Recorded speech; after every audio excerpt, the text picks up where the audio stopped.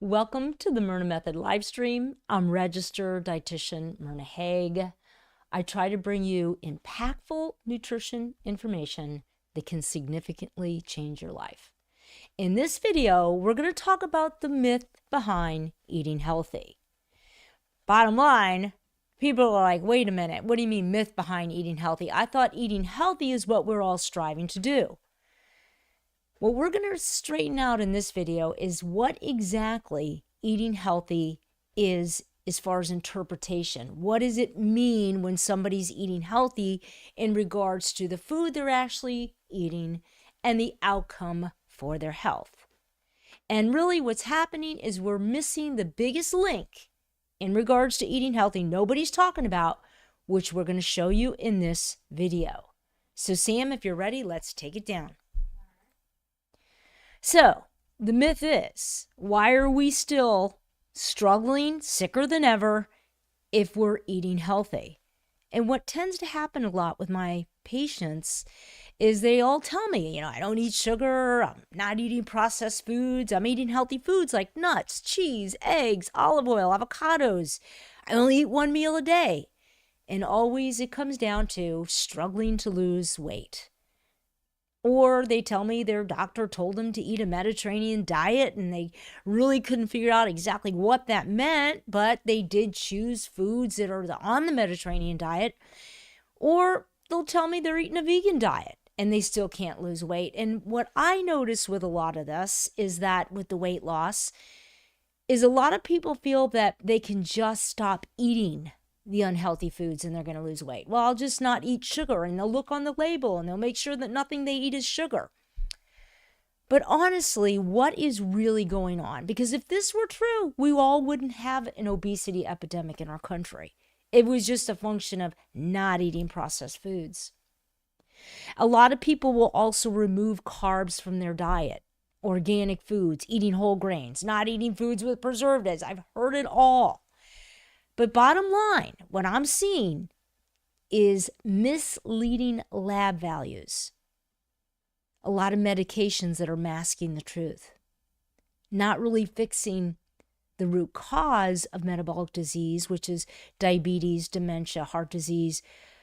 Not really getting down to the root cause, but really just more or less addressing the symptoms. So in a lot of laboratory values, I'll see low cholesterols. Their triglycerides are where they should be. Everything looks great.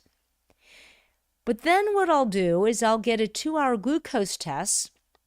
Even some of my patients that are showing they're pre-diabetic, and I'm showing that they actually have blood sugar of a full-blown diabetic. So a 2-hour glucose test is where they're giving a small little glass of sugar water that they drink, and then you take the blood every half hour and you see how that glucose responds in the blood. And although their laboratory values are showing they're not that bad, what we're really seeing in a 2-hour glucose test, in fact, they do have insulin resistance and type 2 diabetes.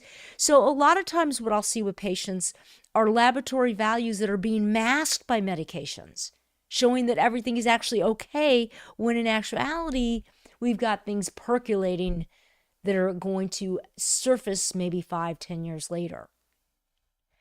So honestly, to me, the modern health paradox is that a lot of us think we're eating healthier, and we're really going towards a pharma fix. And I know now the big, what everybody's doing are these GLPs, and this is going to be the next fix for obesity. But really, is it really a fix for obesity? I mean, sure, you lose weight, but are we really fixing all the comorbidities that go with obesity? Well, my research is showing that we're really not.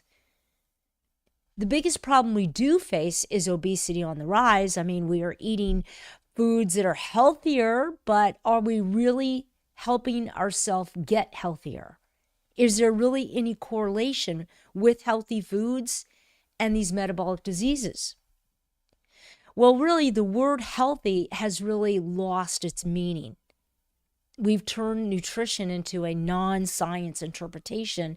It's just the next diet that gets the weight off. And as long as you can get the weight off, well, then you're going to be healthier. I mean, there's some truth to that.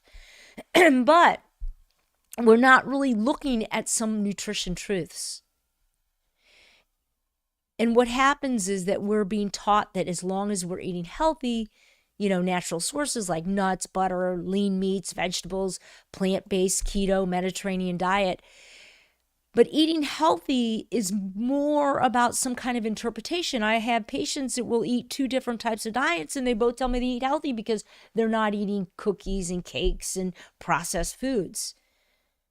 But what I discovered, the biggest scientific truth that nobody is talking about, the dietary root cause of all these metabolic diseases, is not so much linked with eating healthy as it is to eating balanced. And for a lot of people, that's a different concept, the difference between eating healthy and eating balanced. And in the Myrna method, when I talk about my practice and how I help treat patients to acquiring their healthiest and leanest bodies, it's getting the right ratio of protein, fiber, carbs, and fats every day and in every meal. Because it's this balance that actually restores the body's metabolic harmony. So foods can be healthy, but when they're not properly balanced is when we see a mayhem of metabolic disorders. So eating healthy just means that you're eating foods that have healthy properties. But it's how these foods work in synergy that really is what causes health or can cause disorder. So the scientific metabolic processes are influenced by the macronutrient positioning, which is really referring to their strategic balance and the distribution of these carbohydrates, fats, and proteins within the diet. When one macronutrient is not properly positioned in the diet, it can create a cascade of metabolic adjustments that can negatively affect health in the long term. A lot of people will make up what they think their protein, carbs, fiber, fat should be, when it's not a process that you're interpreting, which is why I think we're getting so many confusing messages as I'm eating healthy. I don't know why I can't lose weight. Why did I get diabetes? And we're really using pharma as the fix. Macronutrients that are not properly balanced can lead to food addiction, chronic metabolic diseases, diabetes, obesity, heart disease, dementia. So these macronutrients are not just about providing energy, but they're about providing a metabolic homeostasis. And long-term macro imbalances, not getting the protein, fiber, carbs, and fat right, this is what leads to disease. So let's get right to how do we know how much of these macros we need. I'm going to give you some formulas. I think it's super easy because if you don't know where your macros should be for the day, then a lot of what I'm saying isn't going to really make a lot of sense. So number 1, know where your nutritional banking is. I always say if you don't get the macros right, you get nutritional bankruptcy. So just like managing your money, you got to manage your macros. Protein, a really easy formula, is just to take your current weight and divide it by 2. This will give you the minimum amount of protein grams. So if you weigh 200 pounds, you divide it by 2, you're going to get 100 grams. Ideally, we want to see your protein anywhere from 20 to 25% of your diet. Carbohydrates are going to take your ideal body weight, not your current weight, your ideal body weight, and you're going to multiply it by 1.3. I came up with these formulas so you could have an easy way to compute it, because a lot of people are clueless as to what these macronutrients mean, how much they should be eating. So these are just guidelines for you. In your ideal body weight, there's an easy formula for that. For women, you can take every inch over 5 feet, add 5 pounds, add it to 100 pounds. So if you're 5'4", 4 inches times 5 will give you 20 pounds plus 100. Your ideal body weight will be 120. You can easily add 10 pounds to that and still be within the range. And for men, for every inch over 5 feet, it's going to be adding 6 pounds to a base of 106. So once you get your ideal body weight for carbohydrates, you multiply that by 1.3. So if you weigh 200 pounds and your ideal body weight's 120, and you multiply that by 1.3, your carbohydrates are going to be anywhere from 155 to 165. So what does this mean? This means this is what your muscles minimum would like for you to have. Now, obviously, if you overeat any of these macronutrients, you're going to gain weight. But a lot of people do not understand that these macros have a purpose. And when you don't balance them correctly, the body is not going to be in homeostasis. Fats, you take your ideal body weight and you divide that by 3. And that's going to give you 25%. Now, with fats, you can be anywhere from 25 to 35%, and you're going to be okay. So if you take your ideal body weight and you divide it by 3, you can easily add 20 to 30 grams on top of that, and you'll be within your range. So if you weigh 120 pounds and you divide it by 3, you're going to come up with 40 grams, and you can add 20 to 30. So it'll be anywhere from 40 to 70 grams on average. But anything over 70 grams, because it's not a balanced macro, there can be some imbalances we're going to talk about. And some of these can actually lead to metabolic disorders. And then fiber, Center for Disease Control would like to have you a minimum of 25 grams. But in my practice, I don't see a whole lot happening at 25 grams. It's more like 35 grams or more. These are coming from all different types of carbohydrate fibers.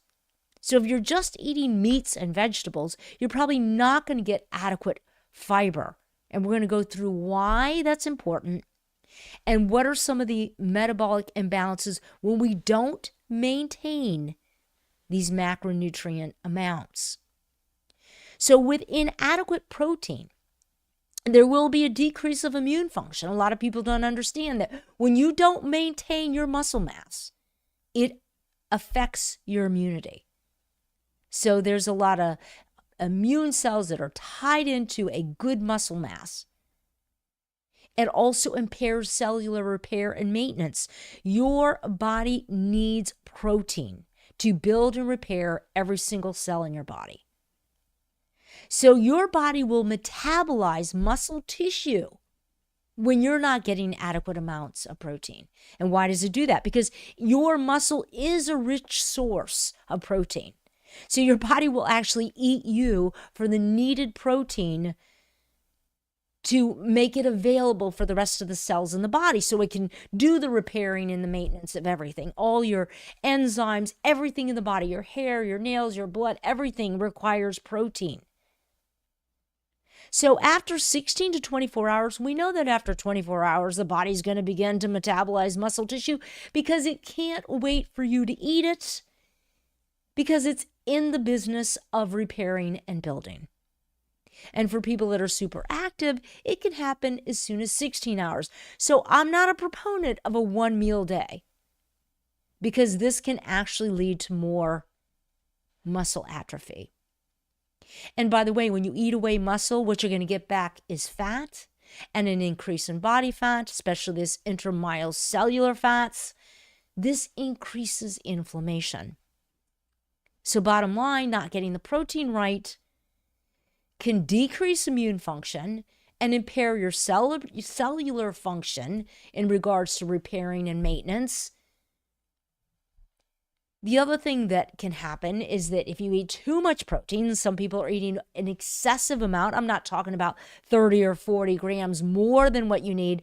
I'm talking about 40, 50, 60 grams more than what your protein requirement is. What happens when you eat too much protein is that the extra protein is not used efficiently by the body, and it causes a metabolic burden on the bones, the kidney, and liver.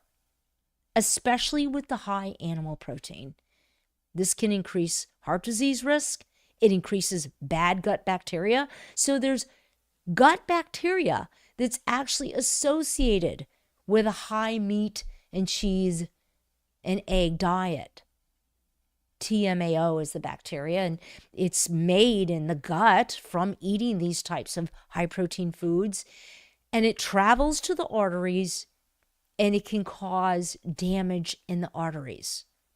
This is an independent marker for heart disease risk. And it's made from a bacteria in the gut because of too much excess protein from these animal foods. And it also increases bone loss.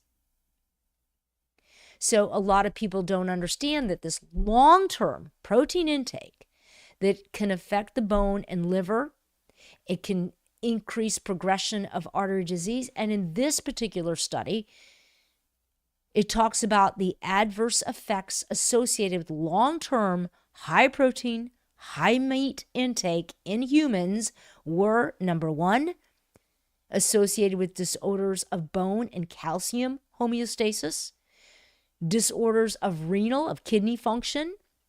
It increases cancer risk, disorders of liver function, because it's that liver that's got to break down all that protein.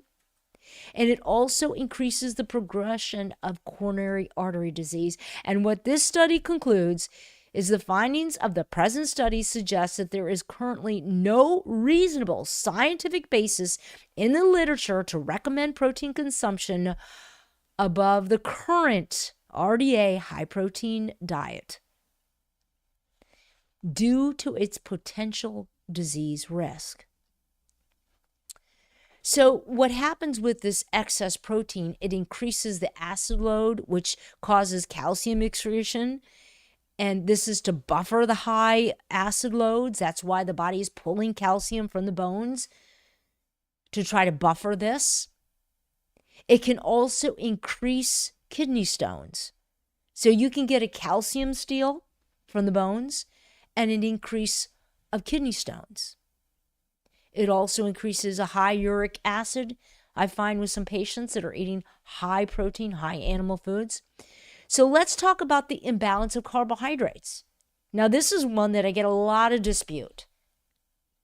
But this is science. When your body doesn't get enough carbs, you're going to have a couple things going on. Cellular dehydration, sugar cravings, and a low motivation for movement. And I really should specify vigorous movement. We're going to talk about sugar addiction. When you have low glycogen, which means glucose storage in the muscle, it signals the brain to eat sugar. Why is that? Because muscles don't like to be low in glycogen. So when we go back to the formula I gave you on knowing how much carbs your muscles want, which is all that is, it's just giving you a guideline that this is what your carbs requirement for good glycogen. Well, when muscles don't get that, they have a direct message, a neurotransmitter, peptide Y, that signals the brain, regardless if you just ate, it doesn't matter if you've eaten a diet full of calories. If it's not adequate carbohydrate calories for muscles, they're going to signal the brain. And this is where people can get into a lot of food addiction because they don't know why they're craving carbs. It doesn't make sense why they need the dessert. I'm talking a little bowl of granola that grows into a big bowl of granola. And then this triggers insulin response, which is another addiction. So when we're really looking at carbohydrates, they are a part of a balanced diet. And it can also lead to cellular dehydration. Just the word carbo, meaning fuel, and hydrate, water. For every gram of glucose, we have 3 grams of water stored with it in that muscle. So when you take out the carbs, you take out the water. So low-carb diet reduces muscle hydration, which explains why people can lose 3 to 4 pounds in a week. Of course, they eat 1 baked potato and they gain 2 pounds back. But when you take the carbs out of your diet, you take the water out. So you can drink all the water you want, by the way. It doesn't matter. It doesn't stick, which is why they got the name carbohydrate.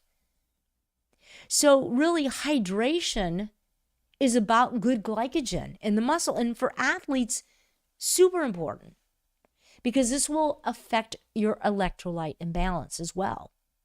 Now, on the flip side, excess carbohydrates can release a lot of dopamine in the brain, and this can cause uncontrollable food addiction. So don't eat enough carbs, and you're going to get food addiction from muscles signaling the brain. But you eat too many carbs, excessive amount, and then the brain will get a hedonic form of eating. It's going to hit some receptors that are going to give this really good feeling and cause you to want to eat more and more. Okay, so carbohydrates are something that is very confusing for people, because when they get into this addiction of overeating carbs, they forget that they can get also an addiction from not eating enough carbs. So that's why they need to be balanced. So let's talk about fiber. Typical American only eats about 8 to 10 grams of fiber, and the amount of fiber we want in our diet, minimum, is 35 grams.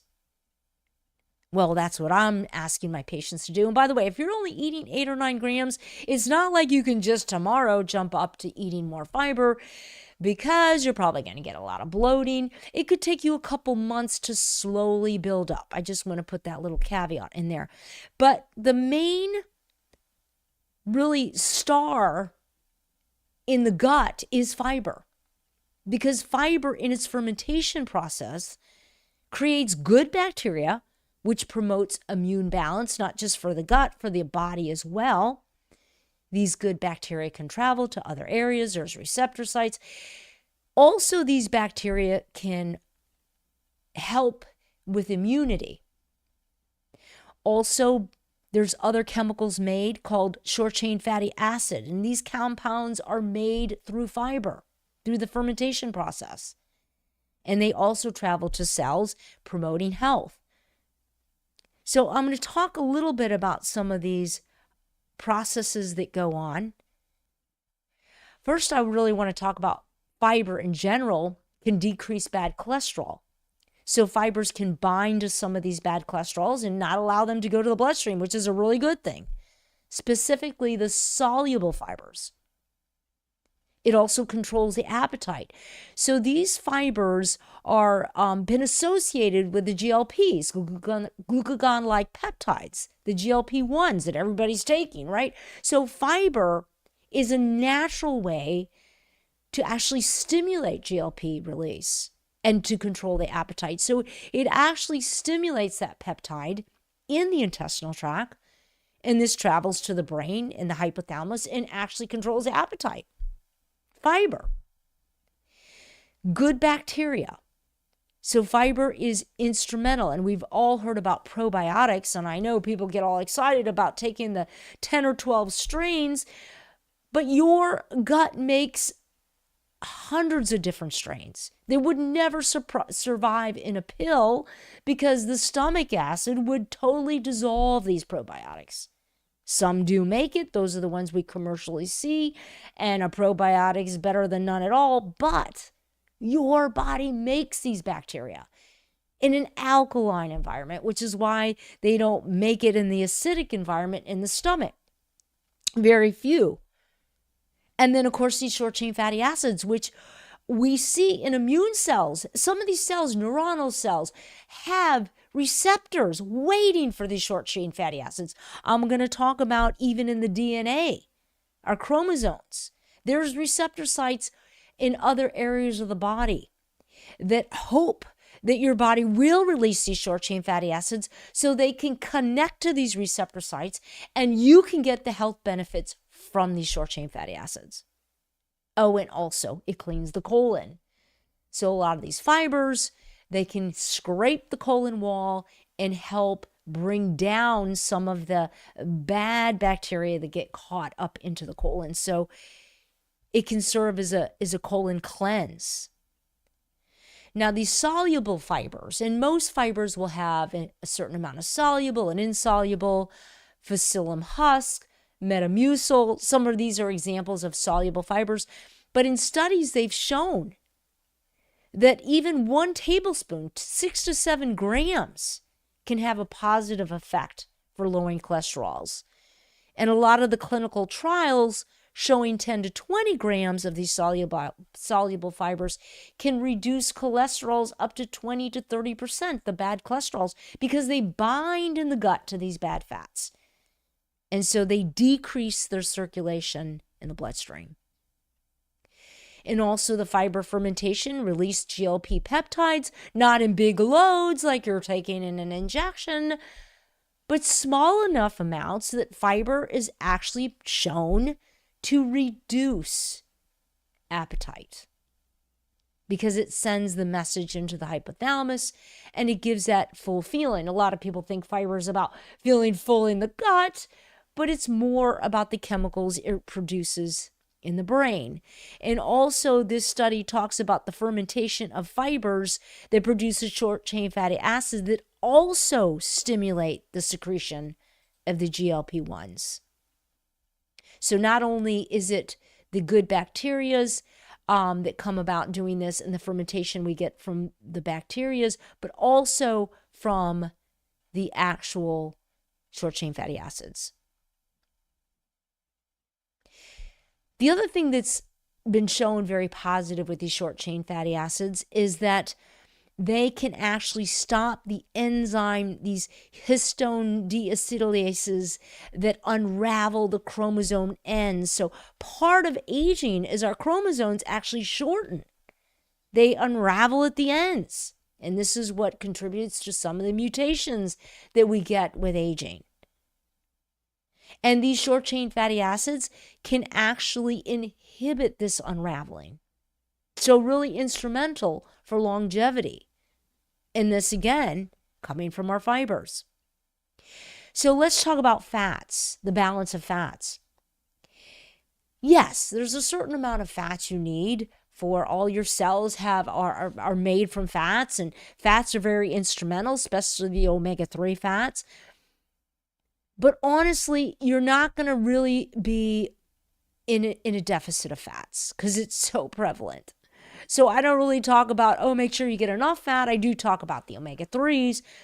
But even if you're taking an omega-3 fat and you're eating excessive amount of omega-6 fats, which are animal fats, even plant oils have some omega-6. If you're eating in imbalance, meaning you're just eating too much fat, you can actually cause a disruption in the absorption of the good fats of the omega-3. So for me, if I only have a little bit of time and I know you're going to only remember certain things, what I really hone in on is not to really eat too much of these fats. They've been associated with insulin resistance, which is really type 2 diabetes, decades before. Excess fats contribute to bacteria overgrowth in the gut. Studies show that they increase heart disease and also risk for cancer. So how much do we need? I love it when people go to those formulas, figure out how much you need, but as a rule of thumb, anywhere to 40 to 70 grams for most people, maybe 40 to 80 if you're a bigger person. But a lot of people are getting that amount just in one meal or one snack. And quite honestly, this to me is an epidemic in our country. And I feel it's worth talking about in almost every podcast I do, because when you get these excess fatty acids from eating too much dietary fat, or really just being too overweight. So when your fat cells, when you just have too many of them, you're obese, your fat cells release fatty acids. Okay, when you have a lot of these fatty acids being released into the bloodstream, they accumulate in places they shouldn't, like muscle tissue. Yes, muscles are designed to have some fats, but when they're in excess, when excessive amount of fatty acids accumulate in muscles.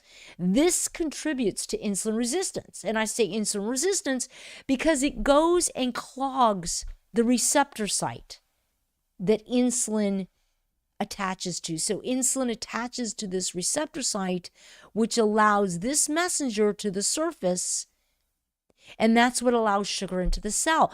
But when this receptor site is clogged, when it doesn't work, when it's clogged with too much dietary or excess fatty acids from too much body fat, it doesn't allow this insulin to send the message to allow sugar into the muscle cell. It actually clogs the receptor site. And, maybe with insulin resistance, you got 20% of these clogged. And over time, as more and more of these become clogged, you get to 40, 50%, it develops into type 2 diabetes. So the root cause of type 2 diabetes, the root cause of insulin resistance, is excess fatty acids that accumulate in places they shouldn't. But the worst part about this is they differentiate into a type of fat called a ceramide. And these ceramides can be released into the bloodstream and cause other problems. They can be instrumental in causing plaque. They can cause dementia. They can get up into the brain. So these fats are toxic. So much so, it's referred to lipid, which is fat toxicity. So high fat levels exceeding the fat cell's capacity to utilize these fatty acids, because muscle cells can utilize fatty acids, but when they are reaching that high capacity, we refer to this as lipid toxicity. And in this study, and I think it's hilarious because the name of the study is As a Matter of Fact. That's the actual name of the study. But in the abstract, it clearly states that excess fatty acid accumulation in non-adipose tissue, meaning non-fat tissue, is a hallmark of metabolic disease. What are metabolic diseases? Type 2 diabetes, insulin resistance, dementia, heart disease, obesity. And in this abstract, it clearly states when elevated lipid levels exceed the cell's capacity to store or utilize fatty acids, a lipid toxic response happens. So the new focus is on this lipid overload from these non-adipose cells, these muscle cells, and how it contributes to the pathogenesis of obesity and diabetes. Really the root cause of the disease. A lot of people are talking about sugar and insulin. That's a function. That's a symptom of diabetes. The root cause is when you are not getting these macronutrients balanced in your diet correctly. And in this study, it talks about these excess fatty acids that lead to the intramuscular accumulation of fats that downregulate the insulin signaling, preventing the movement of the glucose into the cell. This leads to type 2 diabetes. And in this particular study, it states that compelling evidence supports a role for excess fatty acid synthesis in these intramuscular spaces. And this excess fatty acids, these lipid droplets, lead to this intramuscular accumulation of these fats, resulting in the downregulation of the insulin signaling, leading to type 2 diabetes. Type 2 diabetes is the same as type 3 diabetes, and type 3 diabetes is Alzheimer's. So when it's happening in the muscles, you can betcha it's happening in the brain. And in this study, it talks about these ceramides, these lipid toxic inducers of these metabolic disorders. And it talks about the oversupply of fat to tissue that's not suited for all this fat, induces cellular dysfunction.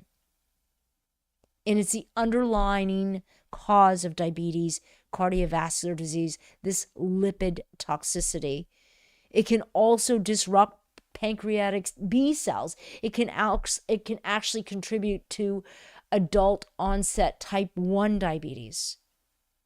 It can also affect the mitochondria, which is the whole cell function of your body giving you energy. It's your metabolism. So these ceramides are instrumental, and really a lot of, I understand the Mayo Clinic, Quest Labs are now looking into measuring these in the plasma, in the blood, which is a good thing. But the other thing these high-fat diets can do is they can disrupt the gut homeostasis. And in this study, it refers to the impact of the gut bacteria on human health and diseases. And they particularly talk in this study, right there, it's stated, I highlighted, that a high-fat diet alters the composition of bacteria. And this can alter the amount of Firmicutes or Bacteroides, and all that means is that bacteria balance. And that this can disrupt the diversity and the changes in the composition of this gut bacteria. And this can lead to a lot of metabolic diseases. And also, I've talked about in other podcasts this gut-brain function as well. And we're seeing that even with the bacteria in the gut, how these high-fat diets can disrupt the brain. They travel up the vagus nerve and they actually affect. And in this particular article, it talks about how high-fat diets, like the typical Western diet, have been associated with obesity, but also mental health disorders like anxiety.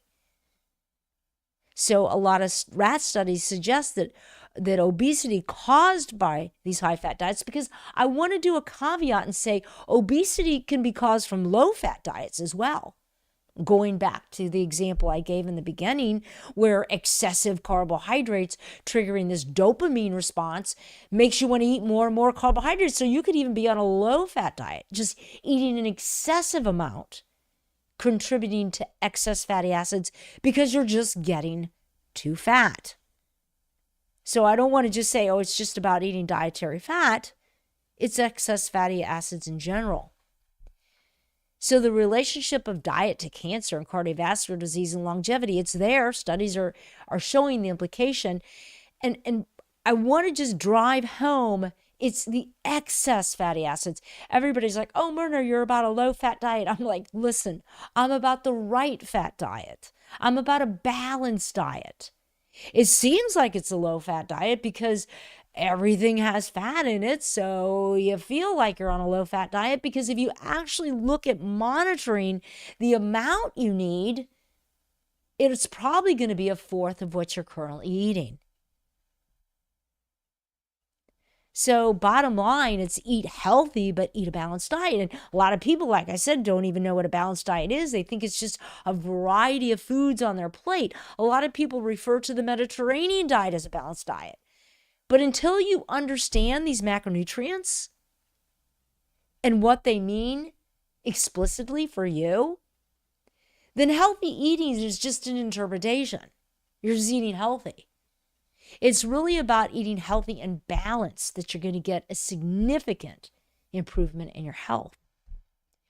And how does this relate to food and shopping and food labels? Well, to me, when you're reading a food label and you understand the macros, then it's super easy to understand what you're searching for. A lot of people tell me, well, I read food labels to make sure I don't eat sugars. They literally just make sure that they don't eat sugar. They eliminate sugar. When sugar is a part of a macronutrient, it's really not the whole story. So you want to focus on reading a food label, then you want to understand what protein, fiber, and carbohydrates, what all these mean in comparison with your daily values. So when I go back to the daily values, in summary, you take your protein, your current weight, you divide it by 2. This is going to give you a minimum amount of protein grams. Like I said, the grams are easy to understand because all food labels are in grams. God knows if we understand what the percentages are on the side. They're not really indicative of the food there. They're indicative of a 2,000 calorie diet, which nobody really understands it. So you can't look at the percentages to know this has any meaning, right? You have to look explicitly into the amounts, understanding how that compares to what you need. So for protein, you take your current weight, you divide it by 2. For carbs, take your ideal body weight, multiply it by 1.3. This at least is going to give you an idea, a range, and as a rule of thumb, for most of us, for most people, it's anywhere from 150 grams of carbs to 250. Obviously, a bigger person's going to require more. And then if you're out there cycling for 2 or 3 hours, or you're at the gym really pushing it, you could easily add another 20 to 30 grams per hour on top of that. But I just struggle to get patients to understand that they need carbs and the significance of carbs to give them some kind of boundary of where your carbs need to be up to. You know, because everybody's on these low carb diets because they're convinced if they just do low carbs, it's going to be the answer. Well, if you need low carbs, you probably do have insulin resistance because it means that you have some kind of sensitivity to carbs. But how you fix it is you eat a balanced diet. And then fats, of course, you take your ideal body weight, you divide it by 3. Again, I'm just giving you a guideline. That's going to be 25%. You could easily add another 30 grams on that. But just start looking at your comparison of what you need in macronutrients compared to the food you're actually eating and see how close you become. So I want to always give a plug for my book because on Kindle it's $2.99. I think that's a deal. Can't afford not to get it. I talk about why diets fail. And of course, the science that really works. Understanding how these macronutrients not just work for the day, but even how they work within the meal. And as always, you can join my membership where I take a deep dive every week with my members, really getting into the specifics when we talk about recipes, foods that help balance. So I don't know if we have any chat. Sam, if you check, see how we're doing. Awesome. Great. Yeah, like and subscribe. As always, thank you very much. I enjoy doing this. Helping you be your healthiest and your leanest is my passion. All good? All good.